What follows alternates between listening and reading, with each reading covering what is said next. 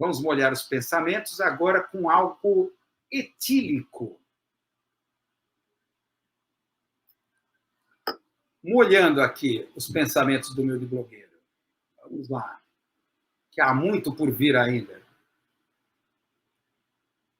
Vamos agora entrar aqui, dentro da nossa proposta aqui de fazermos uma viagem na realidade cotidiana. Começamos com o Daniel Borstein. Vamos aqui com Humberto Eco. Está aqui, Humberto Eco, Viagem na Realidade Cotidiana. A nossa abordagem desse livro aqui ao longo das lives tem sido em torno o conceito de nova Idade Média, do Humberto Eco. Agora a gente vai pegar aqui um dos textos dessa coletânea, que é Televisão, a Transparência Perdida. Mais precisamente, o conceito de neo-TV e de evento-encenação. A gente já falou de pseudo-evento na semana passada, pegamos o 8 do 1 como exemplo, né, de evento-encenação. Vamos agora entrar aqui no conceito de evento-encenação. Todo o raciocínio dele começa com a diferença, a história da evolução da televisão, da paleo para a neo-TV. O conceito dá para entender paleo-TV, por esse trocadilho que ele faz, TV da era paleolítica, a televisão de antigamente. A televisão ela surge com uma proposta de ser uma janela aberta para o mundo. Tá? Ela mostrar os fatos, mostrar os acontecimentos. Com isso, o Humberto Eco não quer dizer que a televisão antiga não manipulava. Ela manipulava tanto quanto a atual. Tá? Só que a linguagem televisiva buscava a transparência. A televisão ela fazia uma espécie de jogo de esconde-esconde com o espectador. Ela não queria se mostrar. Agora, isso é uma opinião minha, não do Humberto Eco. Muito eu acho porque quem começou a fazer televisão foi profissional de rádio. E o pessoal do rádio não tem costume de aparecer diante de câmera. Eles trabalham na produção. Tá? Então, a televisão ela surge, vamos dizer assim, essa fase paleo-TV que ele vai descrever, como uma televisão que não há metalinguagem. Você não vê uma mão segurando o microfone ou um repórter falando estamos aqui em Brasília, tal. Você só vê apenas imagens e locuções em off. Tá? Um telejornal era composto por isso. Era quase como um cinejornal. Tá? Imagens e uma locução off, falando aquilo. Se você não tinha imagem para mostrar, tinha que mostrar um mapa indicando o local onde aquela notícia aconteceu. Tá? Você não tinha ainda locutores, apresentadores, âncoras. Isso é tudo era encarado como metalinguagem. A televisão jamais poderia se mostrar. Qual era o efeito da realidade da televisão? O efeito da realidade era ela desaparecer da atenção do espectador. O espectador tinha que ter certeza, ou a sensação, de que a TV é uma janela aberta para o mundo. Daí o texto se chama TV, a Transparência Perdida. Como se eu estivesse tendo acesso direto à realidade, já que a televisão não se mostra. Eu não vejo câmeras, não vejo microfone, não vejo nenhum traço técnico da existência de uma televisão. Eu estou vendo a realidade como ela é. Esse é o conceito de realidade, é a sensação que eu tenho de que, mesmo que a televisão não existisse, aqueles fatos aconteceriam da mesma maneira. É o conceito de realidade televisiva para a TV. As coisas mudaram. Não vou entrar em detalhes aqui, tem que ler o texto, mas duas coisas. Primeiro, a invenção do controle remoto. Tá? A ideia de que você tem que prender a atenção. O controle remoto tornou a audiência muito flutuante. Tal. Você tem que, de alguma maneira, prender a atenção das pessoas. Tá? Essa foi o primeiro fator, né, que faz surgir o que ele vai chamar de neo-TV. Neo-TV. O que é a neo-TV? Numa definição simples, rápida, é a TV que passa a maior parte do tempo falando de si mesma e do seu contato com o público. Ela faz exatamente o inverso daquilo que a paleo-TV fazia. Ela perde a sua transparência. Ela passa cada vez mais, a maior parte do tempo, falando de si mesma falando dela, e do seu contato com o público. Tá? Falando de si mesma, o que é? Através dos eventos de encenação e através das autorreferências e metalinguagem. Autorreferência e metalinguagem passa a dominar a televisão, criando um efeito de realidade que é o seguinte: o efeito de realidade não é mais a transparência, é o seguinte: vejam eu transmitindo. Se eu estou transmitindo, então é verdade. Não sei se vocês estão entendendo esse jogo de palavra que o Humberto Eco faz. Vejam eu transmitindo. Se eu transmito, então é verdade. A Palio TV pensava de outra maneira. Você só pode mostrar as imagens da notícia, do acontecimento, sem jamais a televisão mostrar-se a si própria. Né? Tanto é que ele descreve no texto aquela girafa, né, que é aquele microfone suspenso. Se ele aparecia por acidente, era um pânico no estúdio. Girafa em campo, gritava. Pânico. É claro, se você perceber na história da TV Globo, o Desculpem a Nossa Falha é ainda bem um resquício ainda da Palio TV, né? Desculpem a Nossa Falha. Ou quando falhas aconteciam, tirava a TV do ar. Porque não podia colocar alguém pedindo desculpa a nossa falha. Hoje você pode ver que os apresentadores, diante dos erros, falhas, eles brincam ao vivo. Brincam com essas falhas.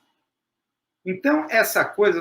Vamos avançar aqui para a gente discutir algumas coisas. O evento de encenação vem dessa coisa de que cada vez mais o que a televisão ela está alterando os acontecimentos. Tá?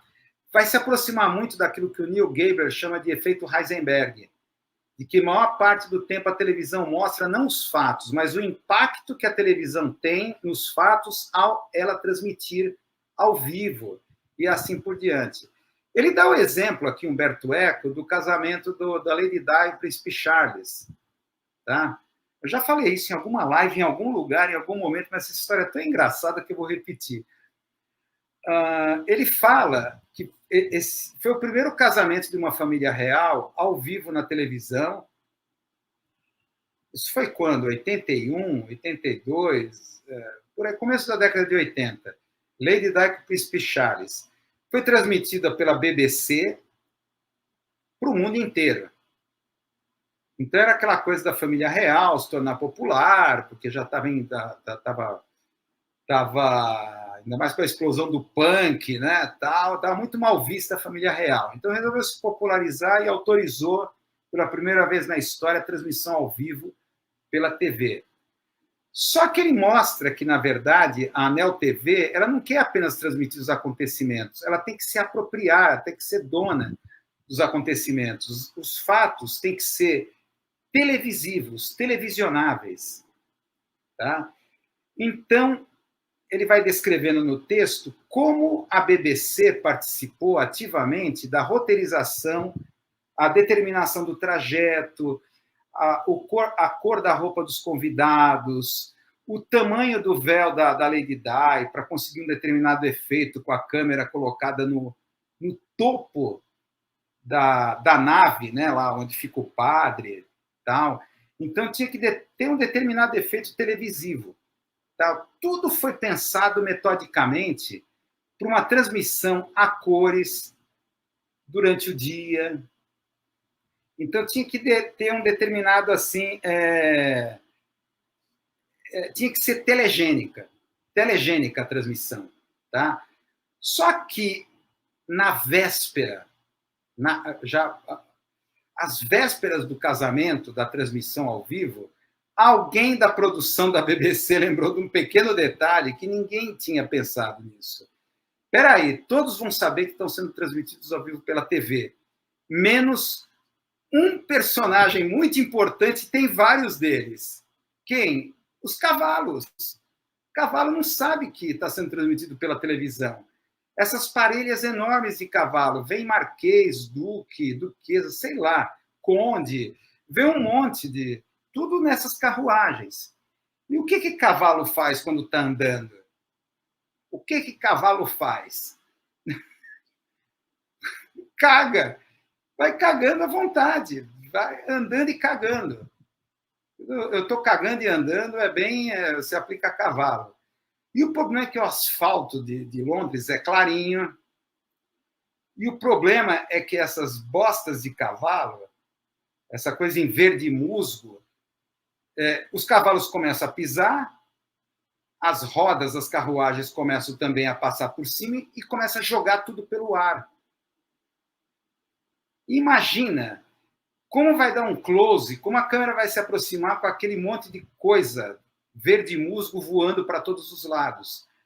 Para a família real nunca teve problema, eles nasceram em estábulo, eles convivem com um cavalo, para eles o cheiro da bosta, a figura. É uma coisa tão comum que ninguém lembrou disso.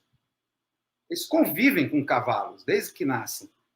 Agora o pessoal da produção da BBC, olha, não vai pegar bem ao vivo, e agora? O que vão fazer com os cavalos? Tudo é puxado por cavalo, né? Nesses casamentos, nesses eventos da família real. Aí, no dia da transmissão ao vivo, magicamente, ninguém percebeu. Não foi visível. Na verdade, os excrementos dos cavalos ficaram invisíveis. Como conseguiram esse efeito? Botaram uma rolha no coitado dos cavalos, nos pobres anos dos cavalos. Aí foi revelado que os cavalos foram tratados com uma dieta especial para eles cagarem em tons pastéis, para se integrar à paleta de cores do evento. Então, ficou um composê muito interessante, não ficou contrastante, ficou telegênico. Ele dá esse exemplo, um exemplo até engraçado, né, de evento de encenação, porque a Neo TV ela não quer apenas transmitir, ela tem que ser dona do próprio evento. E o Humberto Eco vai descrevendo os eventos esportivos, que são alterados cada vez mais pela transmissão televisiva, cores, tipos de tecidos, tal. Ou a gente percebe hoje, né, claro que esse texto do Humberto Eco é de 1983. Hoje você percebe que, na verdade, os eventos são transformados para atender a um script. A um script, uma pauta que o repórter ou que a televisão já tem. A realidade tem que se adequar para confirmar, para não haver quebra da pauta ou derrubar a pauta do coitado do repórter ou do programa de TV. Tá? Então, você vê como, por exemplo, a gente até mostrou já numa live, flagrantes da CNN montando um protesto de muçulmanos que moram em Londres contra o terrorismo islâmico, botando as pessoas, tal, tipo uma espécie de We Are the World muçulmano, em plena rua de Londres. Foi uma denúncia, CNN montando uma fake news, um evento de encenação. Tá? Então, como muitos fatos, na verdade, eles são criados para ter uma determinada demanda televisiva. Tá? Um efeito... Outra coisa que ele fala bastante é a coisa da metalinguagem em autorreferência. Cada vez menos a televisão fala da realidade, ela fala de si mesma. Vê, por exemplo, essa coisa do lançamento agora do novo cenário do Jornal Hoje, Jornal da Globo, do telejornal de rede. Ficou até meio constrangedor, assim, como é que é? Quem estava entrevistando quem?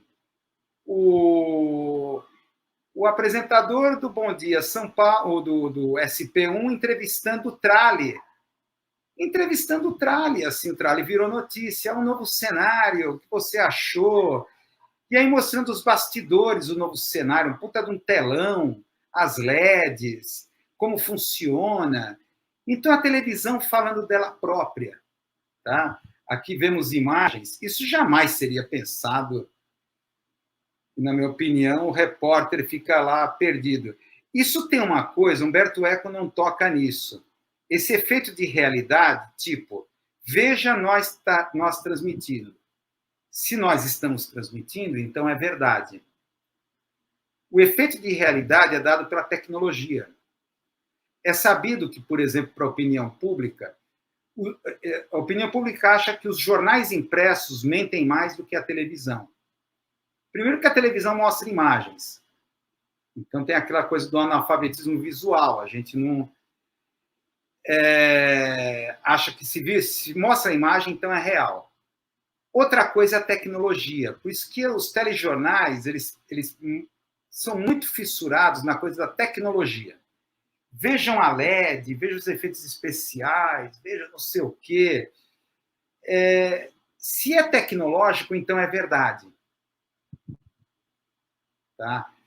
Não há manipulação, porque é tudo tecnologia. Então, manipulação só existe numa mídia impressa. Isso é bem colocado em pesquisas de opinião sobre a comparação entre as mídias ou a internet. Fake news para a grande mídia, fake news é produto e nasceu na internet. Tá? Então, todo esse show de tecnologia e essa autorreferencialidade, essa metalinguagem, jornalista entrevistando jornalista, tudo isso que acontece é uma coisa de, primeiro, o jornalista é o protagonista da informação. É autorreferencialidade e metalinguagem. E segundo, se há tecnologia, então é verdade. Tá? Agora, vê isso daqui, vamos avançar, isso que lembra muito o The Sphere lá em Las Vegas, né? Parece que é muito essa estética, parece que é uma estética atual. O repórter perdido lá, é um telão gigante, em grande angular, o repórter fica perdido, o apresentador. Assim como a banda lá, U2, vira formigas lá diante daqueles efeitos lá da esfera. Né? Sei lá, deve ser estética aqui do momento. Mas a metalinguagem é uma coisa que toma conta da televisão, é uma coisa mais interessante desse texto do Humberto Eco. Daí vem o conceito do tautismo. Tá? Vê isso daqui, 1 hora de CNN rende menos que 5 minutos de notícias.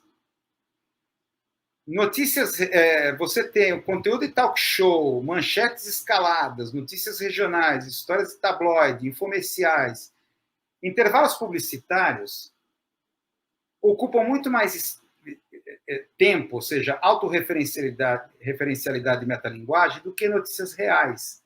Hard news.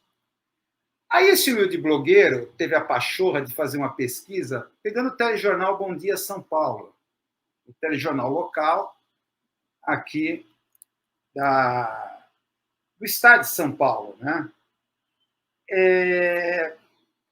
Esses números aqui, 2 horas de telejornal, veja bem, foram 2 horas, aí fiz a minutagem e tal, e o resultado foi o seguinte: cada hora de telejornal aqui do Bom Dia São Paulo, da manhã, rende pouco mais de 10 minutos de notícias reais. O que é notícia real? Aquela notícia, hard news, fatos em que, por exemplo, um acidente de carro, aconteceu tal coisa, vai lá, o câmera cobrir, o repórter, aconteceu tal coisa, alguém foi assassinado, um carro caiu no buraco, tal. Notícia real. Em 2 horas, dá 22 minutos de notícia real. Olhando esses dados aqui, vamos aumentar aqui a lente da acessibilidade desse humilde blogueiro aqui, então não vejo nada. 46% é metalinguagem, autorreferencialidade. É um número impressionante. O que é metalinguagem e autorreferencialidade? Conversas travadas entre os apresentadores, onde, por exemplo, a opinião se confunde com enunciados referenciais, quando, por exemplo, o apresentador começa a fazer um comentário sobre um acontecimento. Quer dizer, estão confundindo opinião com enunciados referenciais. Piadas, observações engraçadas, piadas internas entre os apresentadores, conversas entre a produção, com os operadores de câmera do estúdio. Outro, presença dos próprios apresentadores, na vinheta Bom Dia São Paulo, volta já. Muitas vezes aparecem os próprios apresentadores na vinheta Bom Dia São Paulo, volta já. Normalmente mostra telespectadores, tal, mas o que entra essa coisa a televisão fala cada vez mais também do contato com o público. Que mais? Repórter que vira protagonista da informação, como, por exemplo, um repórter que decide andar de scooter no interior de um showroom de veículos alternativos, lá no bairro dos Jardins. O repórter vai andar na scooter, no meio do showroom. A escalada, que é uma metalinguagem, autorreferencialidade, sempre ao vivo, estamos ligados, vamos monitorando e atualizando, e por aí fora. 46%. É muito. Quase metade do tempo é isso. Tá? Aumentando. Não estou vendo nada aqui, produção. Me aumenta aqui. Aumenta aqui que eu não estou vendo. O que você vem aqui, ter mais aqui? Informações repassadas. Está aqui 11%. O que é? O Waze. São informações repassadas por outros dispositivos que não são da própria produção do programa. Efeito Heisenberg, 12%. Que muitas vezes o apresentador coloca isso como elogio. Como, por exemplo, olha, a gente foi fazer a cobertura do buraco e já estava lá a prefeitura já trabalhando para tapar o buraco, porque sabia que os apresentadores do Bom Dia São Paulo iriam lá. O que acontece é que muitos, inclusive na época que era o governador Dória, né? Era o Dória que era governador nessa época, ele assistia ao Bom Dia São Paulo e ele acompanhava, inclusive, a pauta. Ele sabia o que o Bom Dia São Paulo ia apresentar. Então, se tinha algum problema em tal lugar, manda agora gente da regional da prefeitura que vai lá a equipe do Bom Dia São Paulo para mostrar nós fazendo o serviço. Então, temos um efeito Heisenberg, 12%. Tá? Intervalo publicitário, 9%. Tá? E notícias reais, 22%. Hard news, notícias para valer. Então, é bem esse espírito desse texto do Humberto Eco, isso daqui. Do contato com o público, isso aqui entra, né? Já não é mais conversas nas redes sociais, hashtag BDSP. Então, que as pessoas falam, comentando as notícias, confirma aquilo que Humberto Eco fala, que a televisão passa a maior parte do tempo falando de si mesma e do seu contato com o público. E cada vez menos da própria realidade. Tá? Mas é interessante que isso funciona como um efeito de realidade. Por quê?